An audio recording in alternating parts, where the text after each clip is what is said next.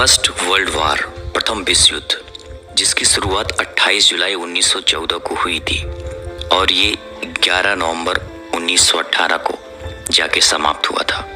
इसे the great war और global war के नाम से भी जाना जाता है। ये उस वक्त का दुनिया के इतिहास में सबसे भयानक युद्ध था और किसी को यह अंदेशा भी नहीं था कि इसके बाद कोई ऐसा युद्ध दोबारा भी हो सकता है।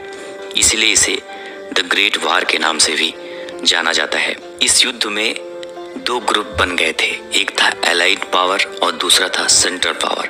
एलाइड पावर में फ्रांस, रूस, ब्रिटेन और अमेरिका भी शामिल थे। अमेरिका जाके 1917 में इस युद्ध में शामिल हुआ था और जापान भी इस युद्ध में बाद में जाके शामिल हो गया था। और सेंट्रल पावर में जर्मनी, ऑस्ट्रिया, जिसके साथ हंगरी भी था, ओटोमन एम्पायर जो कि अब तुर्की में स्थित है, और बुल्गारिया, ये सब कंट्रीज। वैसे इस युद्ध में दुनिया के कुल 37 देशों ने भाग ले लिया था और ये बहुत ही भयानक युद्ध था। इस युद्ध में लगभग 1,70,00,000 से भी अधिक लोग मारे गए थे और 2 करोड़ से भी अधिक लोग घायल हुए थे। यह दुनिया का बहुत ही खतरनाक युद्ध था। इस युद्ध की शुरुआत आखिर होती क्यों है? इसके कई कारण वैसे बताए जाते हैं।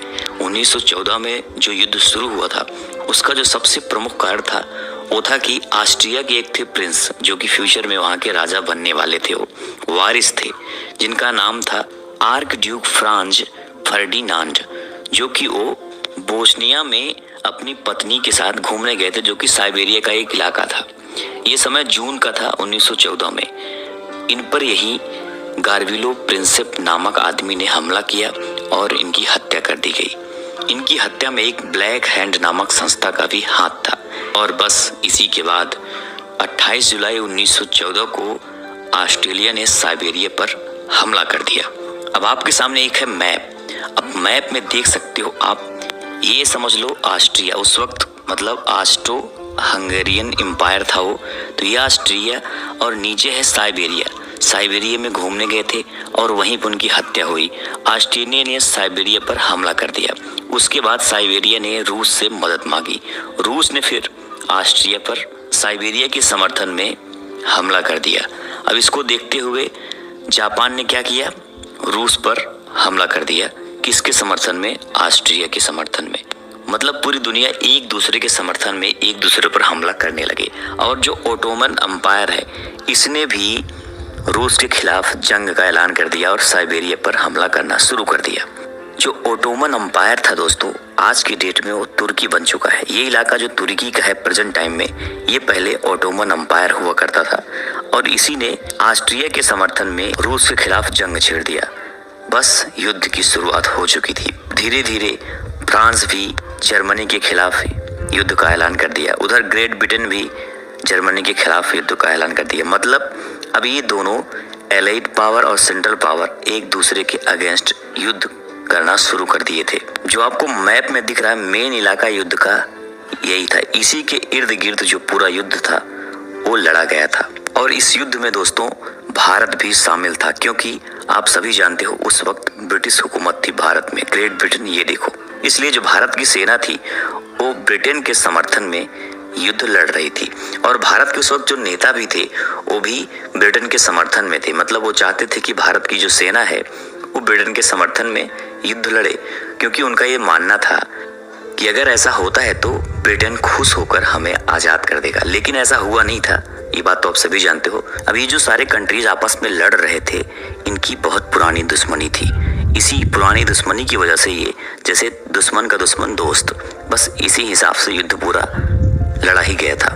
दोस्तों यह युद्ध पूरा लगभग 4 वर्ष तक चला था। इसमें 37 देशों ने भाग लिया था और 6.5 करोड़ सैनिक इसमें हिस्सा लिए थे, जिसमें से लगभग 1.5 करोड़ से भी अधिक सैनिक मारे जा चुके थे। वैसे प्रथम विश्व युद्ध में अमेरिका पहले शामिल नहीं हुआ था।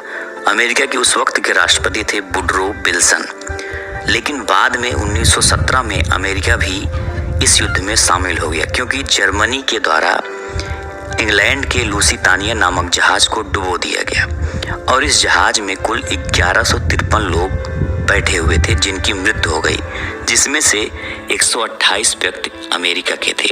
बस इसी के बाद अमेरिका भी इस युद्ध में शामिल हो गया था। प्रथम विश्व युद्ध का परिणाम क्या हुआ? इस युद्ध में कई देश बिखर गए, जैसे जर्मनी, ऑस्ट्रिया, हंगरी, उस्मानिया, ये सब कंट्री बिखर गए थे। इनकी बहुत बुरी हार हुई थी। प्रथम विश्व युद्ध के बाद जर्मनी में पुरुषों की संख्या इतनी कम हो गई थी कि हर 3 औरतों में से एक को ही पति मिल पाता था। प्रथम विश्व युद्ध 11 नवंबर 1918 को खत्म हुआ था। कुल मिला के प्रथम विश्व युद्ध में जो सेंट्रल पावर था उसकी बुरी तरह हार हो गई थी। सेंट्रल पावर में सबसे प्रमुख जो देश था वो था जर्मनी, और इसमें सबसे ज्यादा नुकसान भी जो हुआ था वो जर्मनी का ही हुआ था। प्रथम विश्व युद्ध में एक ब्रिटिश सैनिक ने एक घायल जर्मन सैनिक की जान भी बचाई थी।